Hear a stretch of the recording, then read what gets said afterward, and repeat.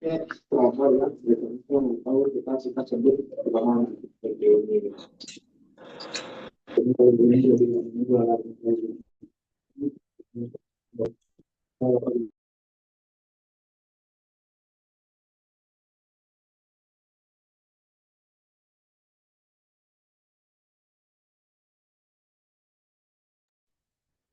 Oke, baik. Jadi itu tadi fungsi pengorganisasian. Jadi harus ada pembagian tugas, wewenang, dan tanggung jawab. Dipastikan kalau SDM yang kita tempatkan itu dia memiliki kemampuan di bidang tersebut.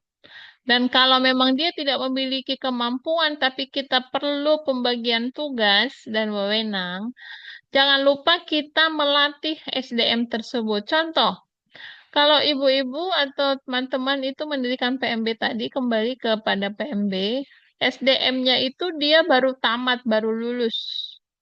Sementara teman-teman itu eh, nggak 24 jam, taruhlah 24 jam, tapi kan ada hal-hal yang perlu dihadiri, misalnya mungkin hadir di kantor suami atau hadir di acara pertemuan yang harus meninggalkan PMB gitu kan. Nah, jadi harus ingat untuk melatih atau memastikan SDM yang kita tempatkan tadi itu dapat pelatihan gitu, dapat pendidikan, ya. Dari mana kita tahu dia bisa apa enggak? Tentunya kan ada masa orientasi yang kita lakukan. Kita pasti wawancara itu SDM kan? Nah, atau pengakuan dari SDM-nya sendiri sebagai contoh. Dia belum percaya diri kalau dilepas masang infus misal. Ya, berarti kan kita harus latih dia sekalipun kita yang melatih, ya. Kita melatihnya lalu memastikan dia memasang lagi, melatih memastikan lagi, melatih lalu memastikan dia memasang lagi kalau misal ada pasien gitu. Nah, kita harus bertanggung jawab dengan kompetensi SDM tersebut. Jangan sampai mengatakan apa namanya, kamu kuliah di mana sih gitu ya. Kamu lulusan dari mana sih? Waktu kamu kuliah, kamu memperhatikan nggak sih tidur nggak apa tidur waktu praktik gitu.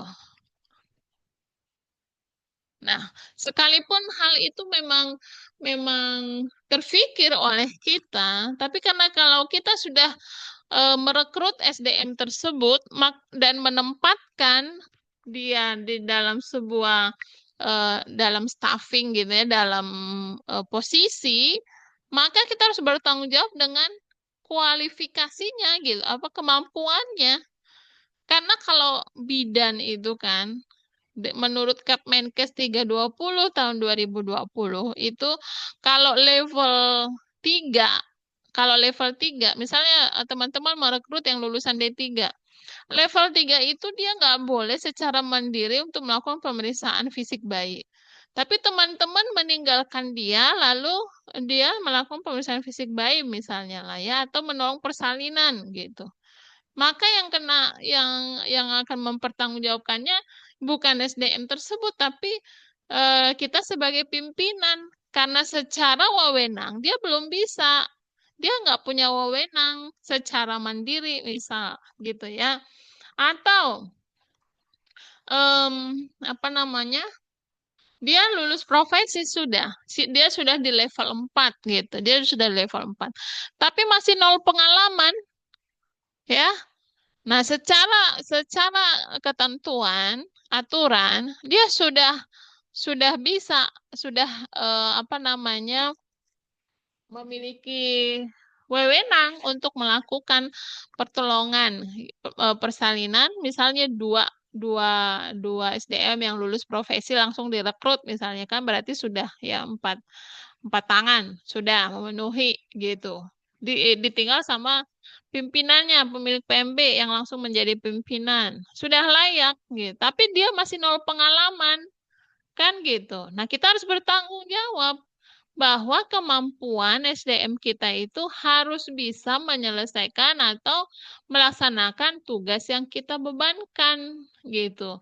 Jadi tanggung jawab pimpinan itu nggak ini apa namanya nggak mudah kita katakanlah nggak mudah karena kita harus memastikan seluruh SDM kita itu harus mampu di bidangnya dan kalau dia nggak mampu maka kita harus secara profesional mempersiapkan kemampuannya gitu ya jadi di masa orientasi itu setelah orientasi biasanya kan orientasi itu kan 3 bulan misalnya ada juga yang 6 bulan sih masa orientasi ada yang 6 bulan tuh bahkan ada sampai 1 tahun selesai masa orientasi dia belum bisa apa-apa jangan-jangan selama orientasi dia memang nggak diberikan kesempatan gitu malah justru kita menilai dia bisa enggaknya secara sendiri gitu ya secara sendiri lalu setelah sampai 1 tahun dia juga nggak bisa-bisa sendiri padahal kita nggak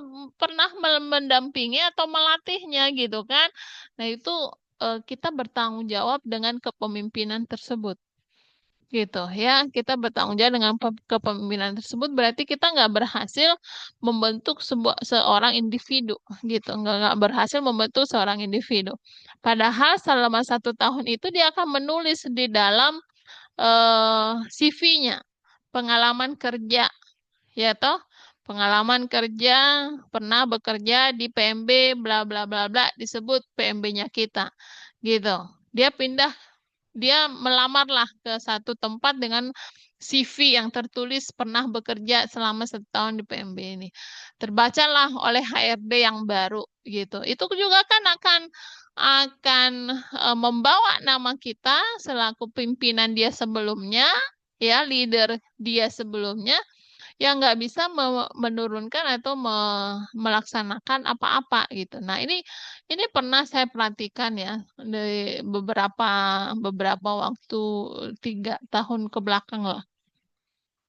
Jadi apa namanya si SDM-nya itu hanya dijadikan sebagai asisten gitu, sebagai asisten, terus nggak pernah dievaluasi ya. Jadi SDM itu pun harus dievaluasi.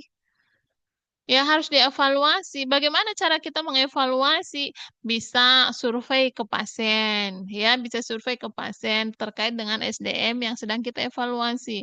Atau kita bisa langsung evaluasi memberikan dalam bentuk soal, ya, dalam bentuk soal tertulis atau secara lisan atau secara praktik gitu. Itu kita evaluasi. Jadi kalau kita sudah kalau di layanan ya sudah memiliki yang namanya sertifikat preceptor mentor, ya, berarti kita sudah disebut sebagai preceptor.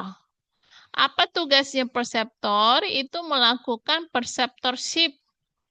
Apa yang terjadi di preceptorship? Berarti ada precepti dan ada apa menti apa preceptor dan ada preceptinya gitu. Kita udah bisa jadi mentor dan juga ada menti gitu ya.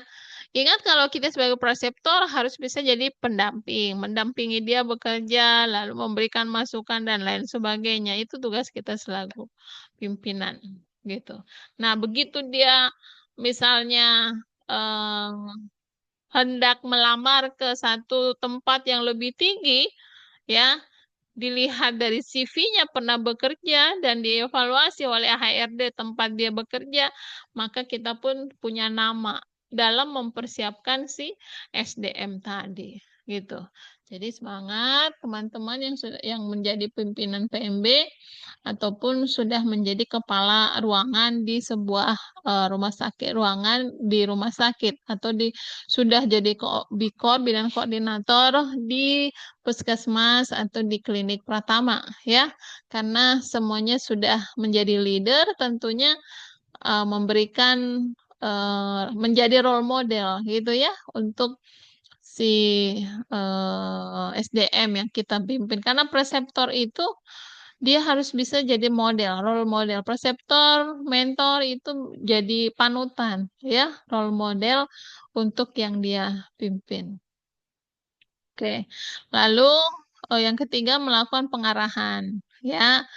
Harus bisa motivasi tadi saya sampaikan. Motivasi lalu memimpin, kemudian mengendalikan. pantau kinerja dari karyawan atau SDM kita. Pantau bagaimana dia mengelola uang.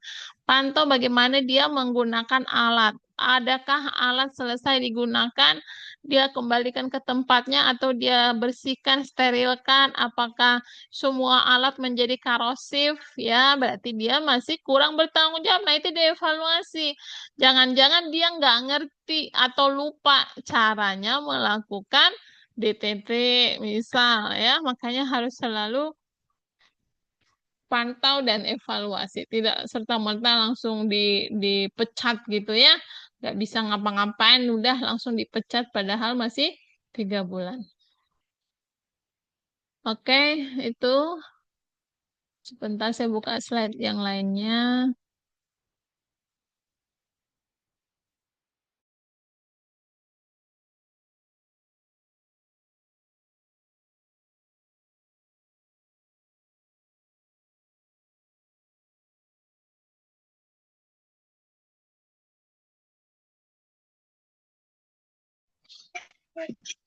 Itu.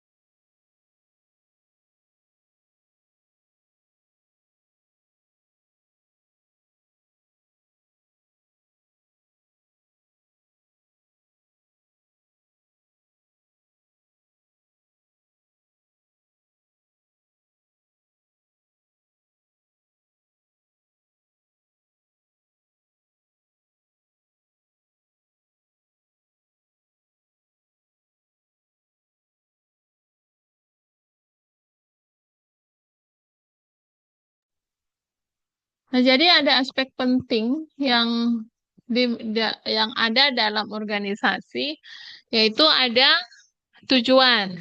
Ya, ada tujuan, lalu ada sumber daya. Dari tadi sumber daya itu ada alat manusianya, alatnya, keuangannya, itu sumber daya. Sumber daya uang, tenaga, ya. Lalu ada struktur. Tadi ya, pengorganisasian tentunya ada struktur organisasi. Lalu ada kepemimpinan, tentunya leadernya ya yang di struktur paling tinggi tentunya itu pimpinan. Kemudian organisasi ini tentunya dibangun dalam sebuah budaya, ya, dibangun dalam sebuah budaya. Jadi budaya organisasi di satu PMB dengan PMB lainnya tentu nggak ada yang sama. Budaya organisasi di satu rumah sakit dengan rumah sakit lainnya tentunya juga nggak ada yang sama. Ya, karena tadi manajemen organisasi itu adalah ilmu dan seni, gitu ya. Ilmu dan seni. Yang jelas kita sebagai pimpinan harus bisa menjalankan peran sebagai pemimpin. Jangan sampai kita sebagai pimpinan itu menjalankan peran unsur ke unsur apa? Mumpung jadi pimpinan gitu, kesempatan melakukan A, B, C, D misal. Enggak ya. Mumpung jadi pimpinan, berarti kau harus tunduk denganku dan aku pimpinanmu dan kau harus tunduk denganku. Masih ada sih seperti itu ya. Tapi kembali gaya kepemimpinan apa yang dilakukan. Kemarin kita sudah bahas berbagai macam gaya kepemimpinan itu tidak ada yang lebih baik dari gaya kepemimpinan yang lain. Malah justru kita kombinasikan. Dan kemarin kita sudah bahas bahwa penempatan atau penerapan gaya kepemimpinan itu dihubungkan dengan karakteristik sumber daya manusia, karakteristik sumber daya yang kita pimpin, gitu. Semisal, semisal di PMB tadi, kalau sumber keuangannya hanya dari pasien, misalnya sumber keuangan dari pasien itulah kalau misalnya banyak kunjungan dari situlah untuk gaji karyawan. Itu budaya. Artinya kalau kunjungan pasien itu tidak capai 50, maka harus dikomunikasikan secara terbuka kepada SDM-nya. Gitu, ya. Sehingga SDM-nya pun memiliki upaya untuk meningkatkan jumlah pasien. gitu. Jangan sampai di awal membangun sebuah organisasi sumber daya keuangan itu nggak transparan, itu akan memberi apa namanya situasi situasi kerja atau organisasi yang kurang menyenangkan tentunya ya. Artinya kok kemarin sekian, kok ini berbeda. Lalu bulan depannya balik lagi ke jumlah awal. Terus bulan depannya lagi berubah lagi lebih rendah. Ke depannya lagi lebih tinggi. Jadi karyawannya atau SDM-nya berpikir, oh kemarin jangan-jangan ibu itu ingat utangnya gitu ya. Padahal bukan. Nah ini yang harus dikomunikasikan.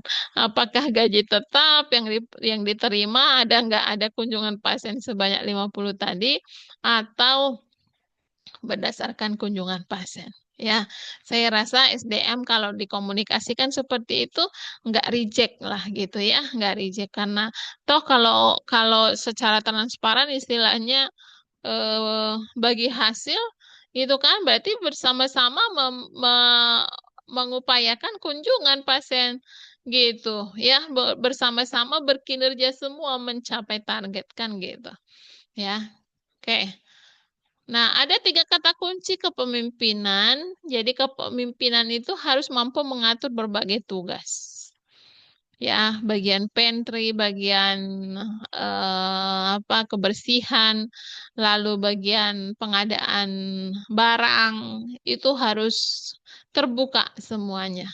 Kemudian berkomunikasi secara efektif. Jadi ada beberapa organisasi itu yang memberikan batas, jadi pimpinan itu memberikan batas terhadap SDM yang ada, gitu ya, memberi batas bahwa tidak secara bebas untuk bertemu dengan pimpinan, ya, bidannya kalau di PMB enggak lah, mungkin kita contohkan di rumah sakit lah misalnya. Kalau mau bertemu sama direktur rumah sakit harus melalui kepala ini dulu, tidak bisa langsung bertemu sama direktur misalnya ya. Dewan direksi nggak bisa bebas bertemu, harus melalui hanya sampai kepada kadiklat misalnya, harus sampai kepada manajer di keperawatan, nggak bisa sampai kepada dewan direksi di atas. Nah, ada juga budaya seperti itu. Ya, tapi ada budaya organisasi yang memang membuka ruang tanpa batas gitu. Silahkan asalkan ada manajernya di bidang itu tahu ya, dan manajer di bidang itu pun ikut ikut terlibat dalam pertemuan itu. Misal, ya itu juga budaya organisasi. Jadi harus berkomunikasi efektif, pimpinan itu lalu menciptakan lingkungan kerja tim yang positif. Kita sebagai pimpinan itu nggak boleh berpikir negatif terhadap anak buah atau oh sorry nggak pakai anak buah. Tidak boleh berpikir negatif terhadap SDM gitu ya. Aduh, kita berikan dia kemarin tugas kok dia melawan gitu. Nah, itu udah berpikir negatif. Tapi komunikasikan. Ada apa kok sepertinya terlihat kemarin ada perlawanan. Nah, itu komunikasi efektif. Gitu kan?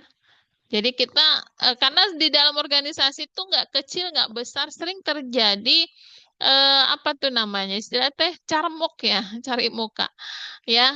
Jadi seorang leader seorang pemimpin itu kalau memiliki ruang untuk mendengarkan yang carmuk-carmuk tadi itu organisasi nggak nggak nggak awet ya, organisasi itu nggak awet, akan terjadi sikut menyikut di bawah ya, karena tadi carmuk siapa yang paling dekat dengan pimpinan masih ada ya, banyak banyak itu kita temukan gitu.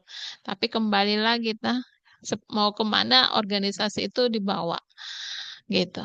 Lalu kekuatan skill leadership, bagaimana membuat keputusan yang produktif.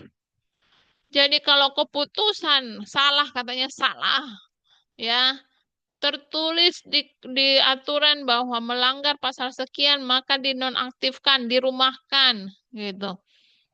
Itu ada yang begitu. Ya sehingga semuanya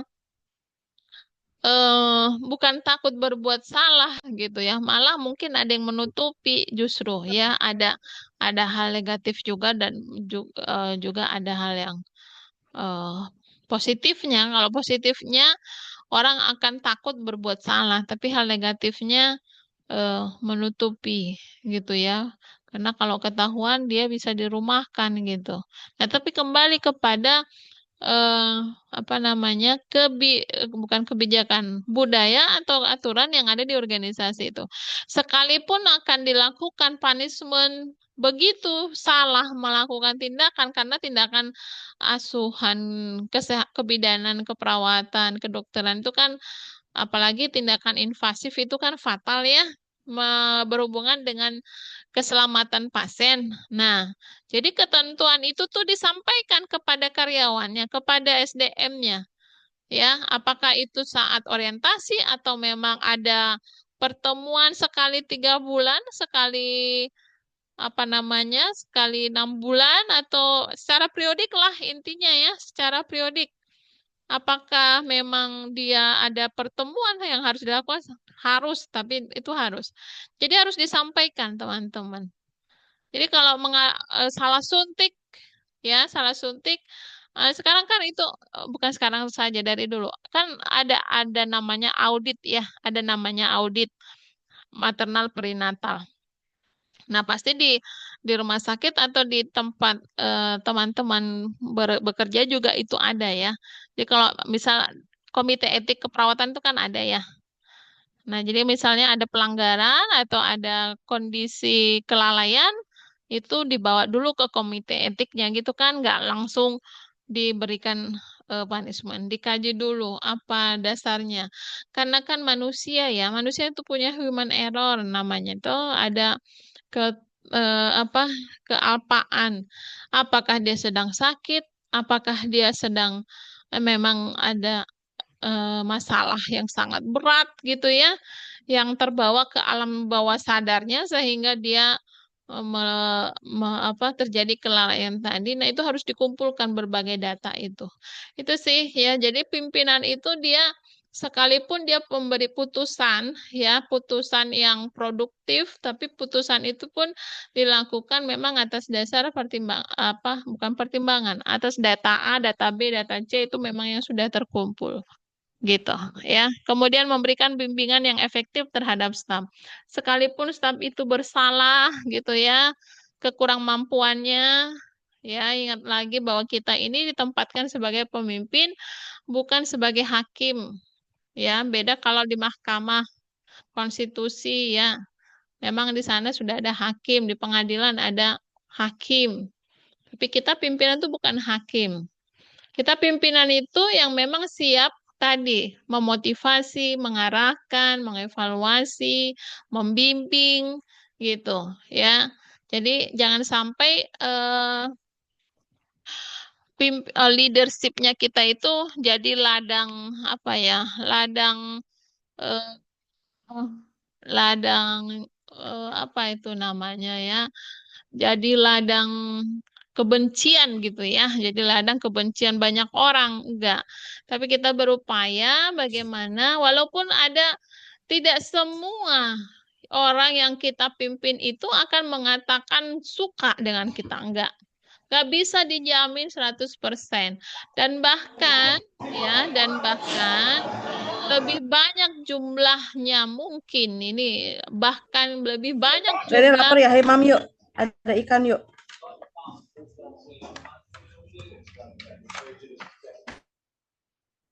Dan bahkan mungkin lebih banyak jumlah yang tidak menyukai daripada yang suka. Tapi ingatlah bahwa pimpinan itu menciptakan situasi yang kondusif untuk organisasi yang dipimpin. Ya.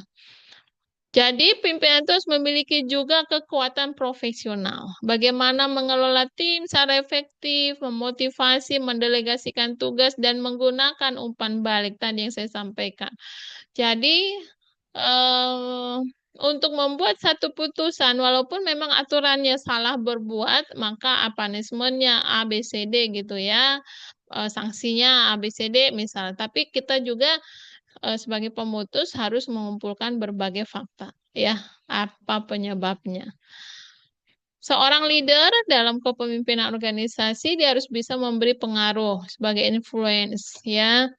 Jadi kita tadi sebagai role model, memiliki gaya style.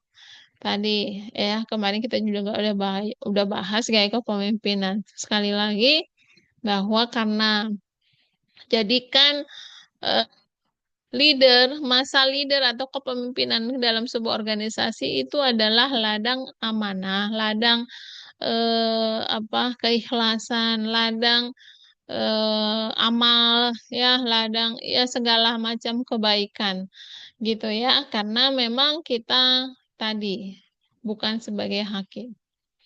Lalu memiliki power, benar kita memiliki kekuasaan dan juga power, ya. Tapi jangan sampai menyalahgunakan kekuasaan ataupun kekuatan tadi. Karena SDM atau karena tim yang kita pimpin ini pernah melukai ataupun pernah menjatuhkan nama baik kita. Kebetulan kita jadi pimpinan sekarang. Kita gunakan kesempatan dia nggak akan pernah naik pangkat. Ya, jangan sampai ya jauh-jauh dari kita yang ada di Zoom ini. Kemudian memiliki integritas tentu, ya. Pimpinan tuh harus memiliki integritas. Harus jangan mudah apa namanya ya, kalau istilah sekarang itu disuap ya. Jangan mudah disuap. Jadi kita bekerja itu pamrih tidak mengenal apakah karena kita ada pendekatan, karena dia adalah bagian kita, karena dia adalah bla bla bla lah ya. Semuanya secara objektif. Integritas, kita punya integritas. Lalu pencipta perubahan. Pimpinan itu harus bisa menjadi pencipta perubahan. Yang tadinya organisasi yang kita pimpin itu mungkin SDM-nya hanya 20 misalnya, hanya 20. Tapi karena jumlah kunjungan pasien meningkat, SDM-nya sekarang menjadi 3 kali lipat. Nah, itu perubahan yang kita ciptakan sebagai pimpinan. Nah, tentunya untuk bisa menciptakan sebuah perubahan, maka seorang pimpinan tuh harus banyak luas ya, harus banyak melihat semua sisi. Semua SDM itu harus kita kenali karakteristik kemampuannya, dia bisa apa, si B bisa apa, si C bisa apa, si D bisa apa. Ya, karena manusia itu dicipta oleh Sang Pencipta itu sudah membawa kelebihannya masing-masing. Gitu. Maka itu tadi. Kalau gaya kepemimpinan otoriter yang kita pakai tidak melihat kompetensi SDM yang kita miliki, maka kadangkala pimpinannya bisa bertahan, kepemimpinannya bisa. Hanya saja SDM yang dipimpinnya tuh ngos-ngosan gitu ya, ngos-ngosan, harus berjuang sendiri bagaimana bisa bertahan hidup gitu loh. Ya, jadi SDM-nya berupaya bagaimana bisa bertahan hidup jadinya. Ya, artinya kalau bertahan hidup nanti kalau dipecat kan korbannya keluarga, anak, istri, ataupun sebaliknya suami dan lain sebagainya gitu ya. Nah, jadi ciptakanlah sebuah budaya organisasi yang mengerti akan keberadaan SDM. Tuh, jadi perubahan tuh harus diciptakan meningkat, bukan statis tetap, tetapi berubah ke atas, melebar ke samping, kiri, kanan, terkait dengan pengembangan. Lalu harus menjadi problem solving, pemecah masalah, bukan penambah masalah.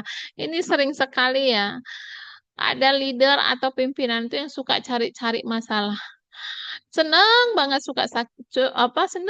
menciptakan masalah yang nggak ada masalah dibuat jadi masalah gitu loh. Bagaimana supaya organisasi itu eh, ter ter uh, tercampur gitu lah, apa namanya itu, teraduk gitu. Jadi ada satu leader itu yang nggak senang ngelihat kok adem-adem aja, aman-aman aja, kok diam-diam aja gitu. Jadi di dibuat konflik. Nah, gitu ya. Ada leader yang suka menciptakan konflik sehingga ketahuan. Jadi ada berbagai macam kepemimpinan teman-teman ya. Ada kepemimpinan itu, ada seorang pemimpin tuh yang memang suka menciptakan konflik untuk melihat apa namanya, pribadi satu dengan yang lain gitu. Ada pimpinan yang memang problem solving gitu. Dia menyelesaikan setiap masalah dan nggak mau ada masalah. Sedikit aja ada masalah langsung diselesaikan gitu. Jangan sampai berpanjang lebar gitu. Karena nggak mau ada perdebatan ataupun ada penyelesaian masalah yang panjang gitu. Tapi ada juga leader atau pemimpin yang mau menciptakan konflik supaya terlihat aslinya si A, aslinya si B, aslinya si C gitu ya. Nah, jadi harus pinter-pinter. Teman-teman yang jadi leader atau jadi pemimpin harus pinter, jangan sampai harus pinter mengendalikan konflik yang diciptakan gitu. Jadi kan tujuan kita menciptakan konflik supaya terlihat sebenarnya karakter SDM yang kita anggap bagus selama ini ternyata ketahuan aslinya kan, akhirnya gitu kan. Nah, tapi hati-hati dengan konflik yang kita ciptakan sendiri, harus bisa menetralkannya kembali gitu. Lalu hubungan antar manusia jelas ya. Seorang pemimpin itu dituntut wajib harus memiliki human relationship. Ya, kita jangan hanya ada di dalam tapi kita harus keluar untuk melihat di dunia luar atau organisasi selain dari organisasi yang kita pimpin.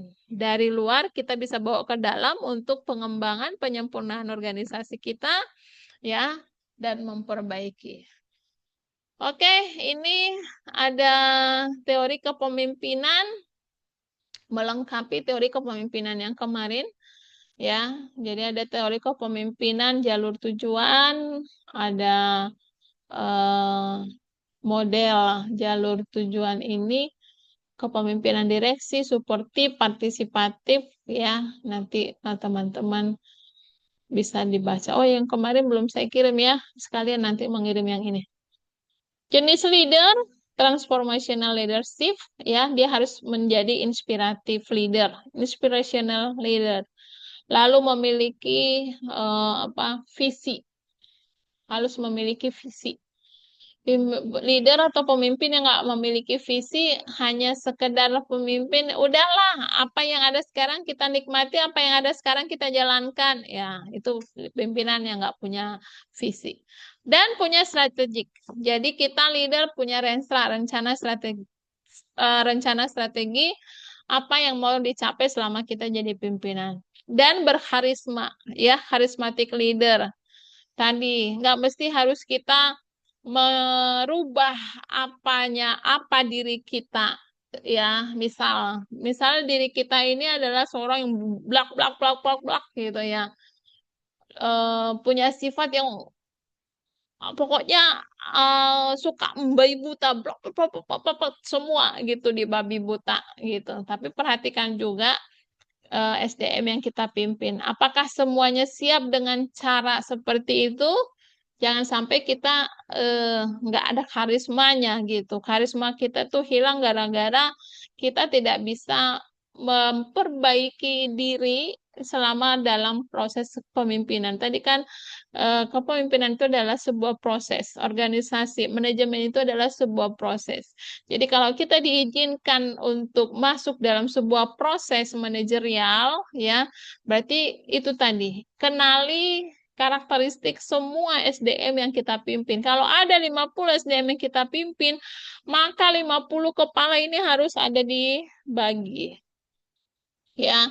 Lalu penggabungan SDM. Oh, ini cocoknya bekerja dengan ini bekerja dengan ini bekerja dengan ini.